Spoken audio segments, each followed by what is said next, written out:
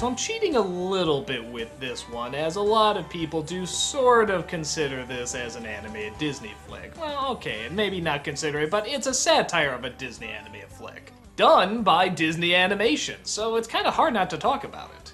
Enchanted starts off in a faraway land, an animated faraway land. There's a handsome prince, he has an evil mother, and he wants to marry a beautiful peasant. But the mother doesn't want them to marry and so banishes her to another kingdom. That is to say, our kingdom. The real world! Yes, isn't that gimmicky? She comes across a father and daughter in New York City who take pity on her and decide to take her in. She acts the way most of the leading females act from Disney animated films, or, well, more of the early ones. And it turns out she manages to bring a little magic into their lives. But then other people start to show up, including the dashing prince and the evil mother. The dashing prince, of course, is all smiles and heroics, while the mother is all evil and sorcery. And while spending time in the quote-unquote real world, they find that some of the ways they've been acting in their cartoony world doesn't seem very logical. For example, the peasant decides to ask the prince to go out on a date. They also discover that the stationary roles that they're so used to staying in don't have to be there all the time. A woman can be strong, a man can be weak, and so on and so forth. Okay, well you get the gist of it, so how's the movie?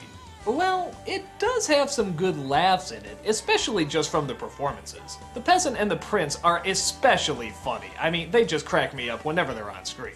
And I do like the fact that as much as our world tries to force reality on them, their world can force their magic onto us. Like sometimes they'll break into song sequences, animals will suddenly be cleaning up, all that good stuff. I guess what bothers me a little bit is the fact that it is a Disney film. And that really, what they're satirizing is more over the top than they give it credit for.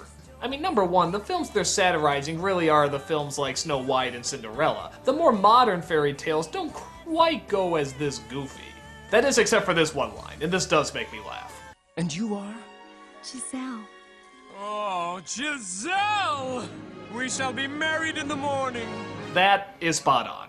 But aside from that, the whole idea that the princesses always have to be damsels and that the princes always have to save the day, I don't know, it seems like with Beauty and the Beast and Mulan and Aladdin and stuff, they've mixed it up a bit. I mean, okay, it's not perfect and they do sometimes go back into those roles, but I think even Disney knows that they've come further than this movie is giving them credit for. On top of that, it works when they're playing it up for laughs, but the last third where Susan Sarandon is quoting every obvious stereotype, man, does that get annoying.